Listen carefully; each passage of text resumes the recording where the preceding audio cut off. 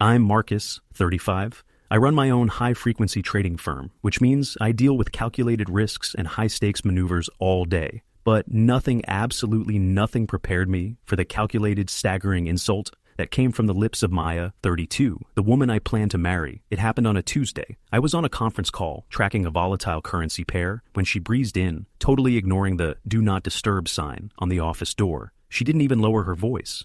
"Bastian needs to stay with us for a week and a half, minimum." I muted my call, adrenaline already spiking. "Bastian, the man you openly dated for 6 months before we got serious? And you're just announcing this in my office?" My voice was flat, dangerously even. She didn't apologize for the interruption. She got defensive, the instant toxic sign of a guilty conscience. "Oh, stop being a child, Marcus. It was years ago. He's my oldest friend. His house had a massive electrical fire, and he literally has nowhere to go. It's an emergency." I stood up, towering over her.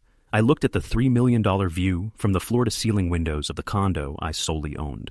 "Maya, this is a 2-bedroom apartment. The second bedroom is my dedicated workspace. You are proposing to house your ex-lover in the living room for 10 days. This is my home.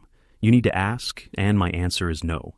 That's when she delivered the line that vaporized every good memory I had of her. She squared her shoulders, her eyes glittering with spiteful entitlement. "You know what? This is exhausting, Marcus. Your insecurity is always the problem. Fine. If my friend makes you this uncomfortable, then you can get a suite at the W for the next 10 days. Bastian is coming, and I refuse to make him feel judged just because you have trust issues." She said it with the casual, dismissive tone of someone ordering a latte. She was telling the owner and sole mortgage payer to vacate his own property for another man. The blood drained from my face, replaced by a clarity so cold it was almost physical. "A hotel for me, you say?" I repeated, giving her a slow, terrifying smile. "Consider it done. I'll make the arrangements." She smirked, thinking she'd bullied me into submission, and strutted out. She had no idea she had just locked herself out of my life, permanently. The moment the bedroom door clicked behind her, I was already at work.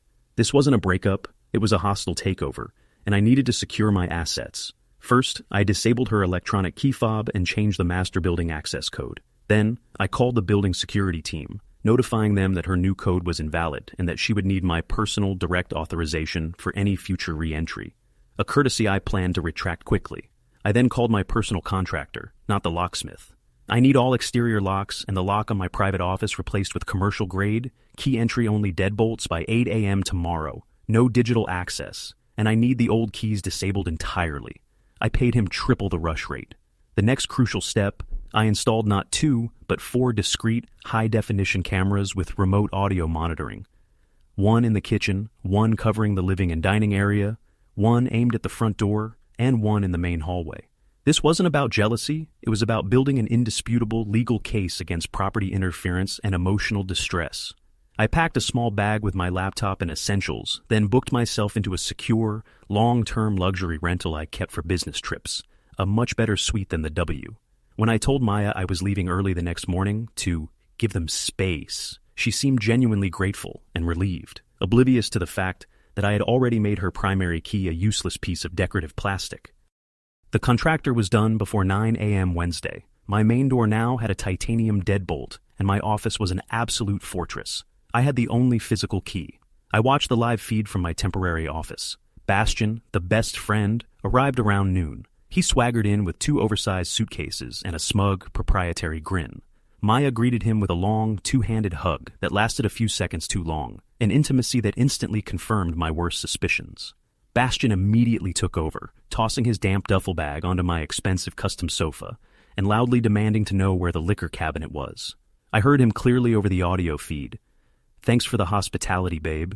You think Marcus will miss that scotch? He's such a boring, tight Maya laughed nervously. "He won't know." The casual betrayal was stunning.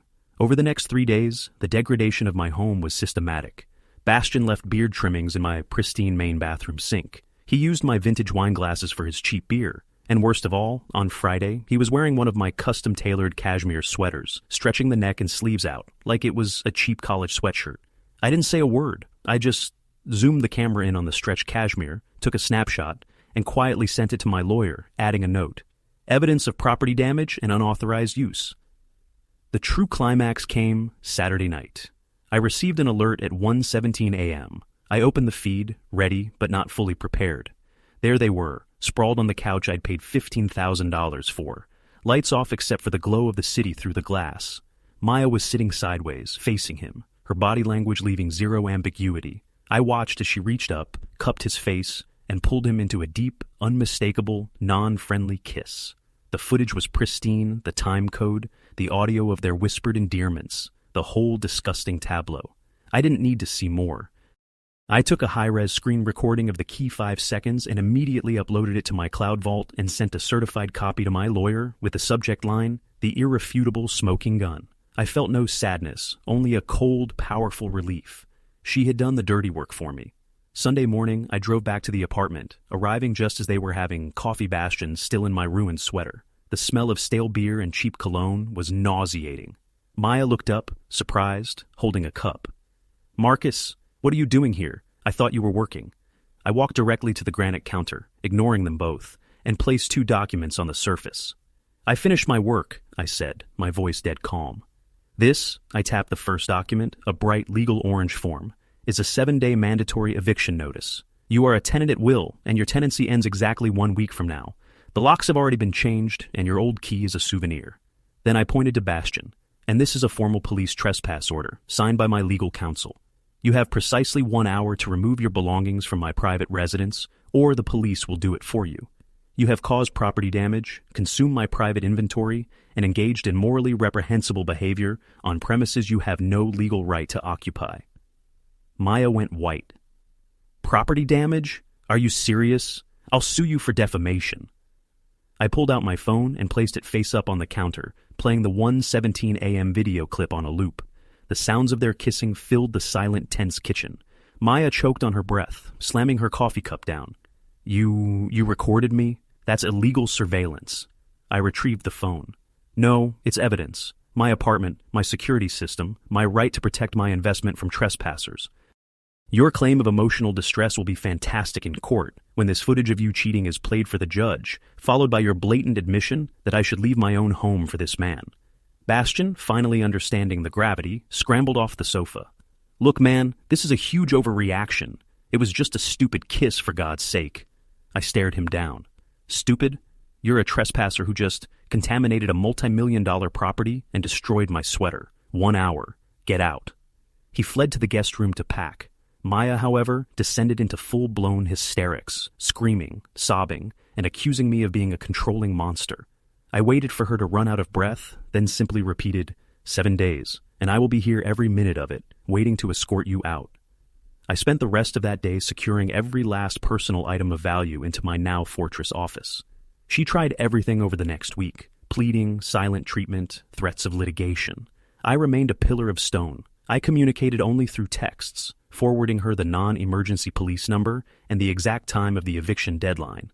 When the 7th day arrived, she was still sitting on the couch, surrounded by scattered boxes, believing I would cave.